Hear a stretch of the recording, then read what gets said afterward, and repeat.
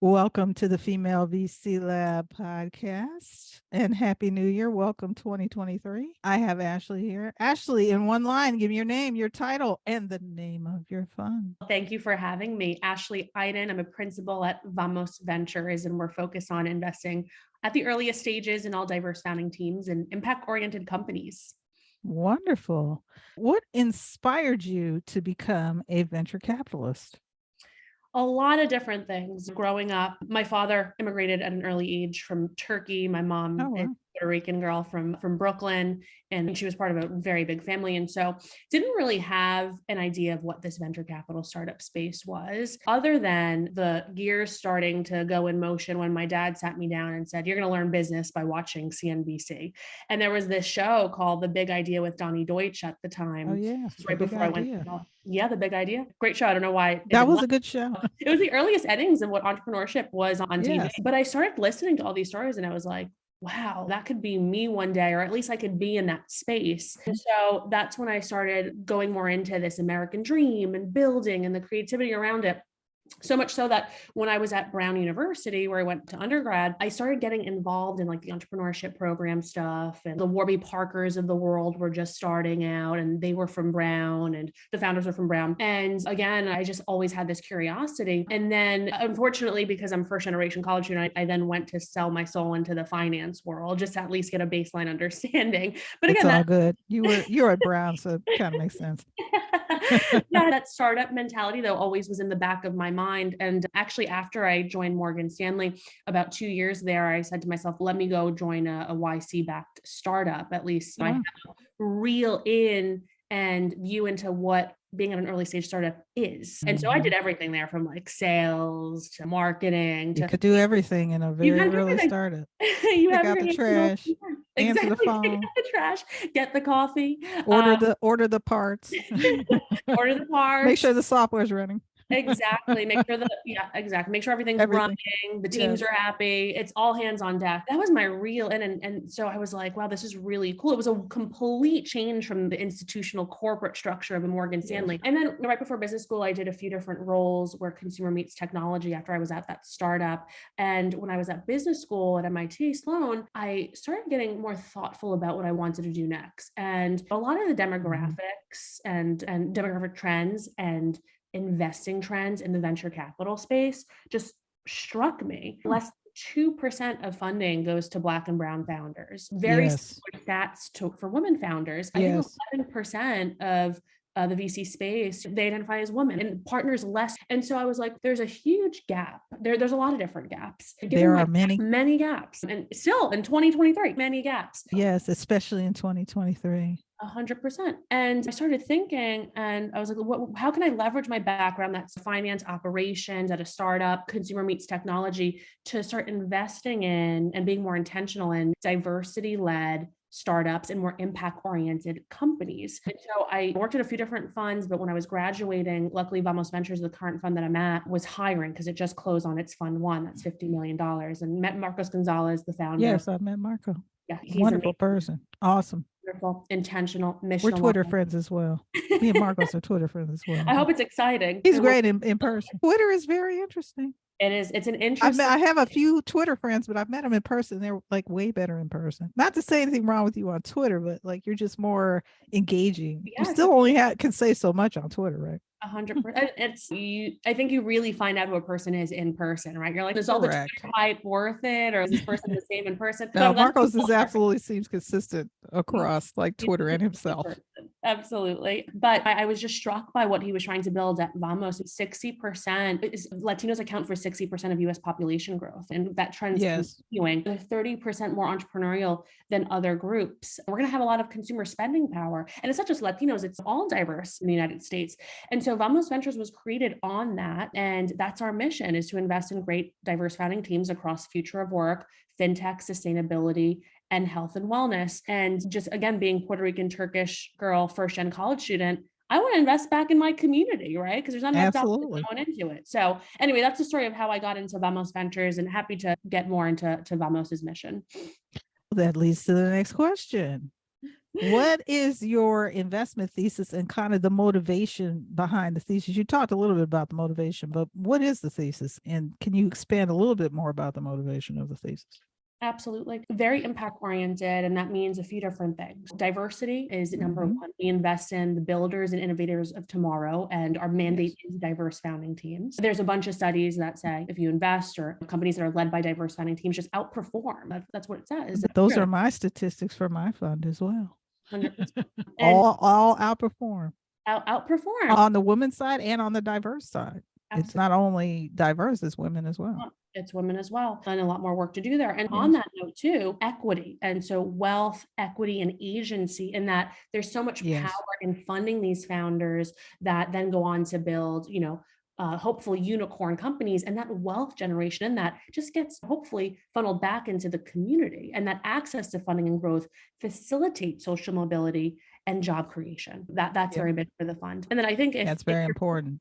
Next generation investors. That's what we call it here. So we say next generation entrepreneurs, which is we're working at diverse deep tech founders. So that's even the more vector.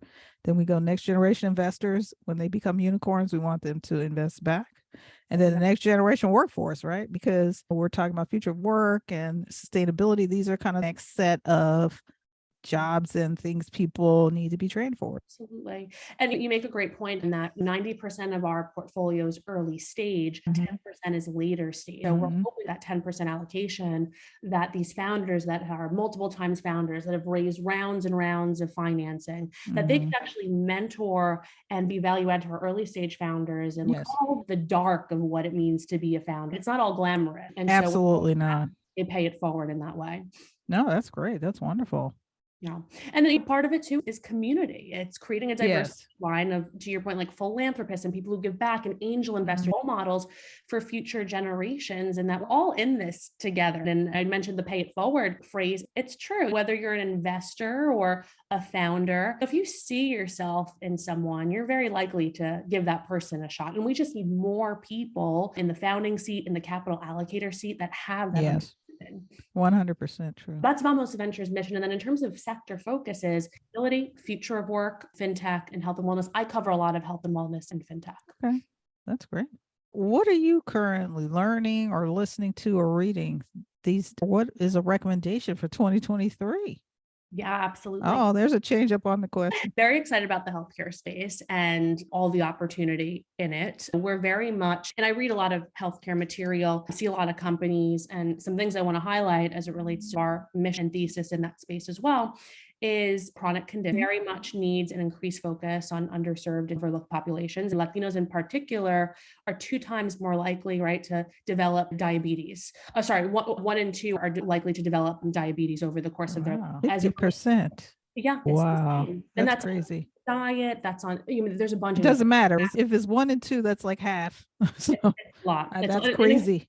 An increase. Wow. Same thing with the mental health side too. Mental health conditions go 40% underdiagnosed in Black and brown communities, right? I can believe that. It's the stigma around talking about mental health is huge. And then as it relates to culturally competent care, hopefully people are reading and getting more educated on what, it means to be Black or Latino and visit the doctor. That, especially for the Latino community, I can speak for it. It's like not one person going through a health issue. It's the entire family and care for that. Multiples could be going through it. And then the income impacts that as well, right? So if one may not be working, that may be impacting things. Yes, absolutely. So as an aside, but not an aside, I'll throw this out for my listeners and I'll say to you, I'm the chairman of this Moonshot Awards for American Cancer, and we are trying to help close that gap between the Black and brown community and getting diagnoses for cancer. And so it's the diabetes and everything, it's all similar. That like, what are the myths that we need to close the gap on? And then what are the other myths that we need to close the gap on in relationship to like clinical trials and other types of treatments? And then also, how do we facilitate treatments now this is for cancer, but it could apply to many different diseases. Sure. So, that's huge. And it's huge. At that point, it's education as well. It's almost taking preventative approach to healthcare, and that a lot of the communities that we're in, they don't understand risk factors for cancer or heart health or Right. diabetes. And if we can arm them with this information, or even invest in solutions, bring out solutions out there that, again, focus on lifestyle changes, preventative Yes. actions, Yes. we'll probably have, Or you know, even likely have outcomes. even diagnostics. So I've seen a lot of companies lately, even though I'm not investing in healthcare, around this precision medicine. Yeah, Right? If we find it, whatever it is, cancer, diabetes, this, we can kill that and not kill the rest of you, which absolutely. is actually awesome, because a lot of people don't want to go through that process because you're really damaging your whole entire self. You're not really, you're like solving one problem, but creating many other problems. Yeah. So that's been very fascinating, looking at those companies and going, wow, this is actually really cool that people can discern what is what and then go, okay, we're just going to target this. That can be very powerful. Yeah, absolutely. Personalized medicine, precision medicine. We Mhm. invested in a company called Brightseed, focused on chronic conditions and preventable chronic conditions. And it accounts for more than 70%, these conditions, of the cost of US healthcare. Wow. And there's a link between these health conditions and plants, right? And so what Brightseed Yes. is doing is trying to find out what that link is and making it stronger and inform then medical medicines for better foods for these populations. It's such an innovative company in that bringing and mapping natural bioactives to human health benefits, right? It seems so simple. Yeah, but it sounds simple. Innovation. But yet again, this is a education piece, right? If you're worried about, I don't want to say mundane, but like everyday living, you're not thinking about how can I like biomedically regenerate or rejig myself so that I don't have to go to the doctor. I don't have to do these other things, right? And stay in the preventative mode. For sure. And it's all about too, and you bring up a really great point as well, it's affordability and access, right? 100%. A lot of these families don't have, for example, mental health sessions, what on average are like $200 to $300, right? And so that's a lot of money. Is the single mom who's doing everything for her kids, is that top of mind for her? Probably not. It's putting food on the table. And we're very intentional about how these companies that we invested are thinking about also that access and affordability equation. It's very important, because it could be a single mom, or it just could be we've got 5 people working, or 3 people working, 3 adults working. And then if one of the adults isn't working, that's a problem. Now it's less affordable, or maybe insurance was lost because somebody got laid off, or a job change, or something occurred. And so there's not enough insurance. It's many factors in that affordability matrix. So there's a lot more of gaps in the space. Oh my gosh. Still completely busted. Yeah. So clearly health and wellness is a big sector for us. And Yes. that's what I consume a lot of my content or the industry that I do. And yeah, clearly a lot more work. Awesome. Bonus question. In 2 years, when we're talking, how do you see investing or venture capital having changed or evolved? What do you see as the delta? I would hope that there are more folks of color in capital allocator roles, and that we're investing in more of those founders and companies. And we were talking a little bit before about the LP landscape hopefully changing for the better, and that we need diversity on the people who are handing out money to these emerging managers, diverse managers. And so that's what I'm hopeful for. And I'm anticipating, I'm seeing a lot of work being done in that space, and just informing folks of these different career paths, VC Familia, Latinx VC, Black VC, a lot of great work. And from a market standpoint, I think we've seen in the last few months that things have just come down and been back to reality, very frankly. And so what I think you'll see in the founder landscape is more founders that are cash conservative, that are mindful of where their dollars are going to, that are trying to extend runway. And it's going to be back to bare bones of very much staying curious about the end customer, building and iterating upon that end customer, and just making really great product that's sticky, hopefully gradually scale in a healthy way itself. That's a good observation. I call that basic blocking and tackling. Basic blocking.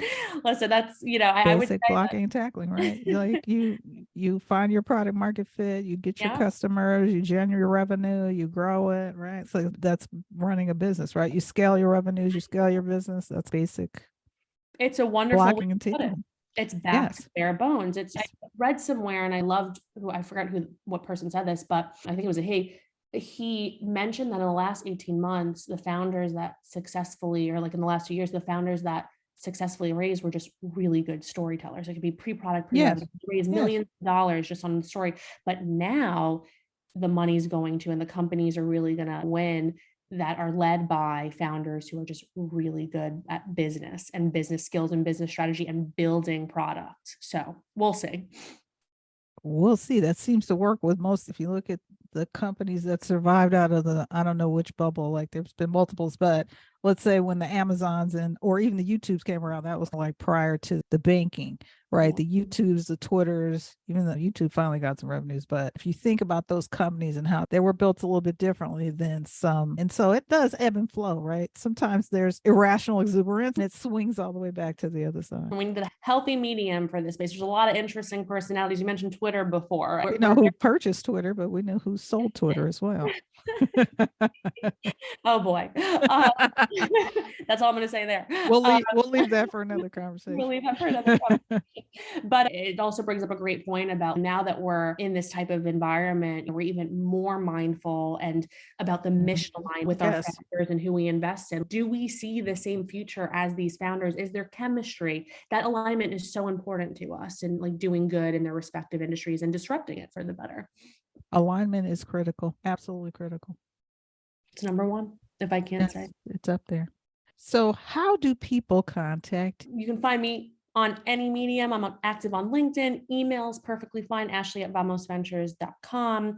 Always happy to chat with anyone, whether you're looking to break into the VC space, whether you're a founder interested in funding. We're trying to do our best. And if we can't give capital to every founder at Vamos Ventures, we're at least helping with introductions and resources to build and scale your company. So please give me a shout. I'm always happy to chat.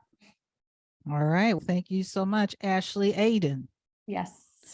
From so much. Vamos Ventures, for being our first 2023 guest on the Female VC Lab podcast. Thanks, Barbara, for having me.